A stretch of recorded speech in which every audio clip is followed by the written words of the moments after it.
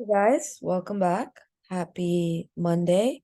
So last week we discussed how the market was, consolidating against this channel, and it was either gonna be a fake breakout to the downside or it was gonna break out and push higher. So far we got option number two, right? You can see that the market went sideways here, right? It tried to break out, had a couple of retests, right? And then it took off for the next 3 days. And the reason for that, why do we have, a nice more than 100-point push higher is because this was the downtrend line, right?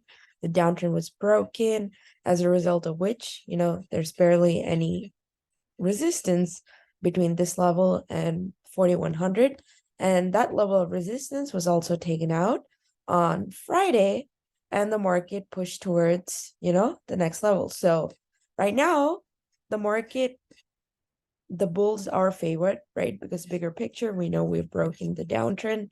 We've gone kind of sideways, and we're just kind of like hovering at a main level. So all signs point towards the bulls, right? And we've showcased this pink count where if the market was bullish, it probably goes up to 4,300. But something I was, just I remove everything and I was kind of looking at the patterns is we have done this dance before, right? We have gone up to the top of this channel, right? Before the market just kind of rejects this area and we come back down. So I'm not completely ruling that out, right? Though the bulls are favored in this scenario, I am keeping an eye out for the fact that we could again kind of reject like last time, right? Make this entire breakout a fake out before the real, make sure everyone turns bearish by the time we come here before we push higher. I'm not ruling that out, though it's not in high probability anymore. And the reason I'm not ruling that out is because we know for a fact that if I go to a lower time frame, right, we know for a fact that NQ, right, if you count the waves to the upside, this is your 1, 2, your 3, 4, and yeah, I wouldn't be shocked if the rally, pauses around 13,380, right? So we know for a fact that whether this is a wave 5, right, before it comes down for this ABC, or whether this is a wave 1 and a wave 5, we don't know, right?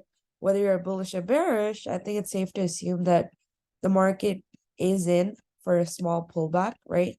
And the size of the pullback would kind of be varied depending on whether the market wants to continue its bullish or bearish trend. So that's kind of where I stand on the market, right? And even when we go to the chart of QQQ, the same thing, like I discussed, the 1, 2, 3, 4, 5, or an ABC with a bigger push higher, right? I just marked that on QQQ. And something to note is, again, just like SPY, we do have an upper channel here, right, that we're bumping into. So I would be careful, right? Even though we know this is resistance, we've broken out of resistance, the next logical, right? About 320, the next logical level of resistance is 330, and above that we have 350, right? That should be how it bullishly progressed. But given that 5 waves are up, don't be shocked if we pull back to 300 before we actually do that, right? Or if it results in a larger pullback. But yeah, kind of be watchful for that, that cool down kind of sell off this early this week, and then kind of see whether we progress on in the bullish wave or whether it was a trap. All right, that was Qs. Let's look at the wicks. Wicks, we know bigger picture what happened. We pretty much came back down to this long-term purple trend line, right? And we just kind of bounced. So yeah, let's see. This is not a great sign, right? This is not very healthy. I'm not last time like how, I was confident we would hit 30. I'm not so confident now, right? Let's kind of see if this trend line continues to hold, right? And then we can kind of make a decision on the wicks. Let's look at the dollar again. The dollar, no signs of life, right? We had to hold this area to have this purple push, but so far we've just kind of gone sideways off the support, right? So I'm not ruling out a continued bullish move in equities, which could result in a dollar sell-off. All right, with that being said, let's kind of go to this week's watch list, right? I mean, given that we are kind of looking at a small pullback in either case, right? You can kind of see that whether I'm bullish or bearish, Netflix as a whole, you can see we've pushed up to the 1.8 fib, right? And that 1.8 fib is also like a retest of this channel it broke down from. So even if I'm not too bearish, right? you can see if I extend this line, even if I'm not too bearish, I would still expect a pullback, down to 330, right? Off of a 348, 350 rejection. So, I mean, a bullish case would be a pullback to, let's say 330, 325, right? Before it continues higher. A more bearish case where the market is a false breakout, right?